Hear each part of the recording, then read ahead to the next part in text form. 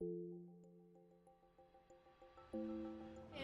Sibusiso, congratulations Thank you very much. on the merger or acquisition. Can you give me a bit more detail about the deal that has happened? The deal is that Naledi Forging effectively bought DCD Ringrollers. And then we're going to take DCD Ringroller, merge it together with Naledi, and rename it Naledi Ringrollers. And then continue with the current product range, increase our product range. So that is why there's this acquisition merger.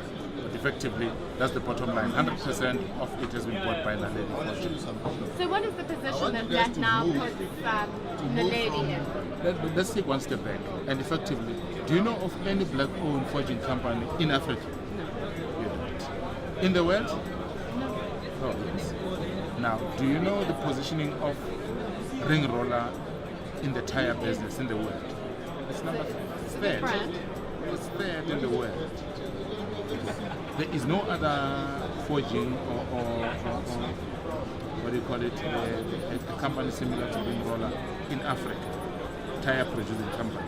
Now it takes Naledi to a different league. It then takes it to a league where it can produce tires for your tram tires. It takes Naledi to an environment where it can now penetrate, not only position itself in Africa, but penetrate the global space using the tire on its side. Penetrate the African market using the tire and the forge wheels. I think it's a good position to be in. I wouldn't complain. So what happens now? You're going to be making the announcement this afternoon. Yes. I'm quite excited about that. What does the next 6 months look like for the organization?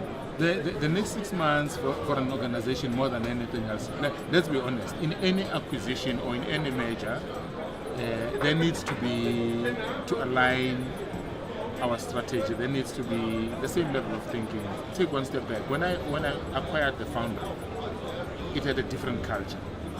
So my next purpose is now to bring the culture that everybody else can work together, and the culture that is understandable. I do not do an acquisition for the sake of acquisition, because Sibusiso Maphatiane say I've got a big pocket. I do an acquisition for a particular agenda, and my agenda is very clear.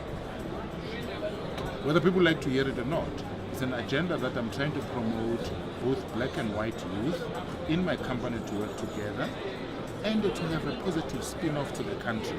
And I'm trying to create an opportunity for black youth that has never been exposed in the engineering space. I mean, meaningful engineering space. So I can only be a shining torch for them to say, here's an opportunity, let's work together, let me give you this kind of an opportunity. I do this acquisition.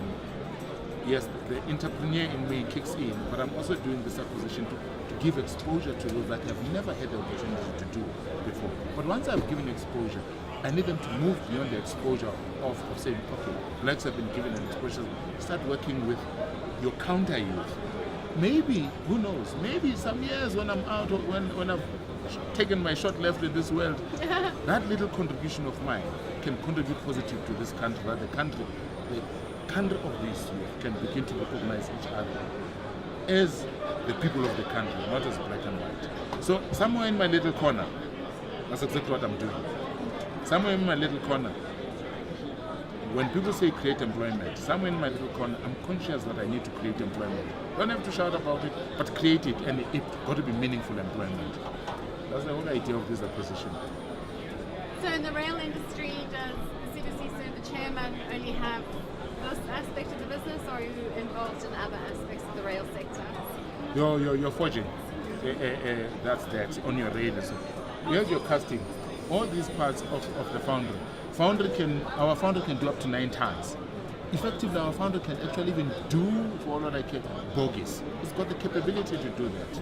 It can do any other casting that is rail related. So you do your casting, your forging, so within the rail space. That's where we will be focusing our attention. But not overlooking, not only focusing on the rail. You must remember your ESCOMs of this world. They use forging rings. We use products for your balls, your grinding media. for your ESCOM. So effectively, in the my target area, it's your rail. When I talk about rail and power, it's not necessarily that I expect my business that is going to be dependent on Transnet and ESCOM. I'm talking internationally, your rail. I'm talking your power internationally. So there is a stepping stone. Charity begins at home. So they've got to come to the party. I also want to remove a myth of people saying, there are no black suppliers. There are no, there are. There's nothing like that. There's Sibusiso Maphatiane. There's a black supplier. Okay, if you don't get it, then I don't know when you look at it, to be honest. Okay, so in the sense of the cost products and products that you're doing now, I take it that you're also working with our OEMs to assist them in some of their localization efforts. I take it that you're working with some of our state-owned entities in terms of meeting their specifications for the cost. Then tell me about that relationship. For now, I'll give you, I work with ESCOM in supplying of grinding media from that side. We meet their specification. We supply a product that they call 1A. If we don't supply that product, some of the power stations can go dark. And I'm black enough, I don't want to create another darkness. But the challenge that I have with the SOEs, there's also the myth that there aren't any black suppliers. And that's the myth that I want to remove, because I meet all the required international standards in all my factories. That's my main objective. It's not Muntu Makaplan. I've invested in the founder almost about 400 million with new equipment, new heat treatment. So I want to go to them and simply say, bring some of your products that you import internationally. Let me do them for you and put them on trial. I do not expect any favors, but I'm expected to bid like any other person to follow the process. But let's remove the myth that there are no suppliers of this nature in South Africa. But that same thing you talked to me about, it's not only on SOEs.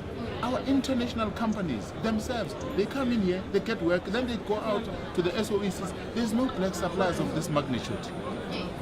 Then that becomes a bit of a challenge for me. So the challenge does not only lie with the SOEs, the challenge lies also with the international players themselves, because they go and get this work. And then they themselves, conveniently, DTI will give them the list. These are the companies, nothing happens. I can tell you now, I probably went through Gibela more than 4 times of their audits. And I passed all of them. Ask me how many products did I get out of them, or anything. 0. So are they importing their cost? Oh yes. And they'll go and tell DTI, we can't find the suppliers. I mean, give you a typical enough example. I've put in a heat treatment of about 13 or 14 million. ESCOM still imports some of their grinding media, 27% from China, at a more expensive price than me. I'm not so sure what should I make of that. Yes, there are some that they import from me, but your guess is as good as mine. Okay? There isn't any one of the international players I have not engaged. But I can tell you now, we meet all the standards, but I must continuously fight. And what cheeses me off in the whole process is that they do go to companies like DTI and our SOEs. We can't find black suppliers. When you are in their database, when they've come and did the audit, I'm challenging any one of them that has not come to Ringrollers or Naledi Foundry and do an audit and find our standards. Our standards are international standards. And I want them to show you an order that they've placed with that company after they've done the audit with that company. So the challenge is bigger than our SOEs. The challenge is to fight for people to recognize your role that you are playing. And as I said to you, I'm not going to be a crying baby. I am going to take these kind of platforms and tell them the truth. And if next year you come back, we have this kind of an interview, I'm still going to tell you, this is the one that came to the party, this one that did not come to the party. Because the whole idea is to promote the employment. It's got nothing to do with Sibusiso. Sibusiso is, as President said, Tumamin, is here to promote employment. But I can only promote employment if people will work together with me. I'm not saying they must pick on me.